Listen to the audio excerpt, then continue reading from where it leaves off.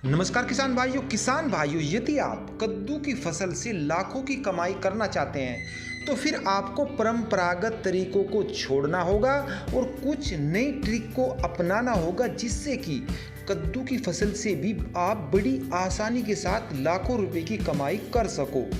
इसी की जानकारी मैं आपको आज की वीडियो में देने वाला हूं कि आपको शुरू से लेकर कद्दू की तुड़ाई तक कौन से तरीके अपनाने हैं। इसकी पूरी जानकारी मैं आपको आज की वीडियो में देने वाला हूं। यदि अभी तक आपने हमारे चैनल को सब्सक्राइब नहीं किया है तो कृपया करके इसे सब्सक्राइब करें और वीडियो को शेयर भी करें। तो चलिए किसान भाइयों, पहले मैं बात करूंगा मिट्टी की। तो इसके लिए बलुई मिट्टी, दोमट मिट्टी, भारी मिट्टी और जिस मिट्टी में जल निकासी अच्छी हो, जल भराव न हो, वे सभी प्रकार की मिट्टियां इसके लिए बेस्ट रहती हैं। उनमें ये बहुत ही ज़्यादा अच्छा रिजल्ट देगी। पीएच मान की बात करूं तो 5 से 7 पीएच मान इसके लिए बेस्ट होता है। और मैं खास बात इसके बारे में बताऊं तो गर्म जलवायु जो होगी वो इसके लिए श्रेष्ठ होगी। मौसम की भी बात करूं तो बरसात का मौसम इसके लिए बहुत ही अच्छा है। तापमान जब 25 डिग्री से 30 डिग्री के बीच होगा तो इसके पौधों के विकास के लिए बहुत ही ज़्यादा शानदार और गजब का होगा। समय की बात करूं तो जो मैदानी क्षेत्र हैं वहाँ पर ये 2 बार लगाई जा सकती है। फरवरी और मार्च में लगाई जा सकती है, जून और जुलाई में लगाई जा सकती है, यानी कि 2 टाइम में ये मैदानी क्षेत्रों में लगाई जा सकती है। किसान भाइयों, पर्वतीय इलाकों में मार्च से अप्रैल में इसकी बुआई होगी और नदियों के किनारे भी काफ़ी किसान भाई इसकी बुआई करते हैं, तो वहाँ इसके लिए दिसंबर महीने का श्रेष्ठ समय होता है। वैरायटी की बात करूं तो काशी उज्ज्वल एक अच्छी वैरायटी है।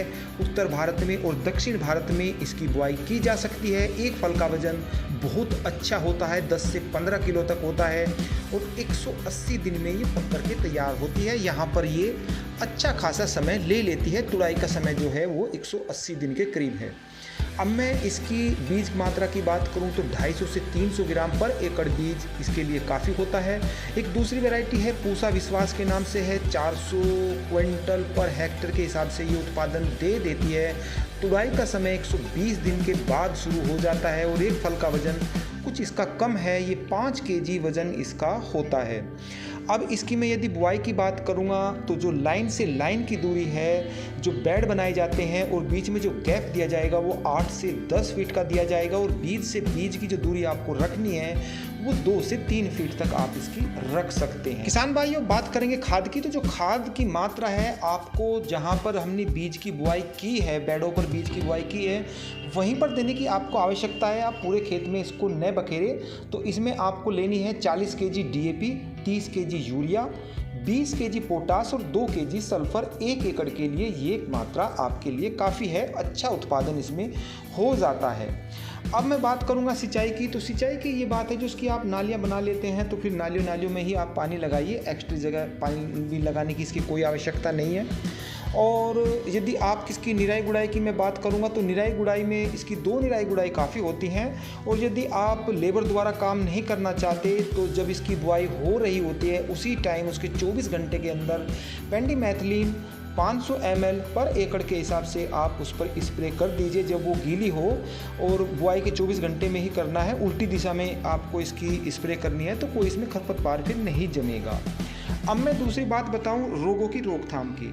तो 3 तरह के रोग लगते हैं, उसी हिसाब से आपको दवाई लगनी है, ये आपको अच्छी तरीके से देखना है। सबसे पहले यदि रस चूसक कीट लगा है, यानी कि जो उड़ने वाले कीट होते हैं जिनमें पंख होते हैं, ये समझ लीजिए कोई भी ऐसा कीट हो वो रस चूसक ही होगा या पत्ती पे चिपका होगा, तो रस चूसक जो कीट होंगे, उड़ने वाले जो कीट होंगे, उसमें आपको अमीडा क्लोप्रिड 300 ml पर एकड़ का स्प्रे करना है। यदि उड़ने वाला कोई कीट नहीं है, सुंडी लगी है जो फल को भी नुकसान दे रही है और पत्ते को भी कट कर रही है, ऐसी कोई भी सुंडी हो, किसी भी तरह की हो, उसमें आपको क्लोरोपाइरिफास प्लस साइपरमेथ्रिन 300 ml पर एकड़ का स्प्रे करना है। यदि आपको लगता है कि उसमें फंगस लगी हुई है, कोई कीट नहीं है, कोई सुंडी नहीं है, तो फिर दोनों को छोड़ दीजिए, केवल इसी का स्प्रे कीजिए। 200 ग्राम कार्बनडाजिम प्लस मैनकोजेब पर एकड़ के हिसाब से आप इसका स्प्रे कर दोगे तो फिर फंगस की समस्या नहीं रहेगी। तो मैंने दवाई इसीलिए बताई है कि अलग अलग दवाई का अलग अलग महत्व होता है।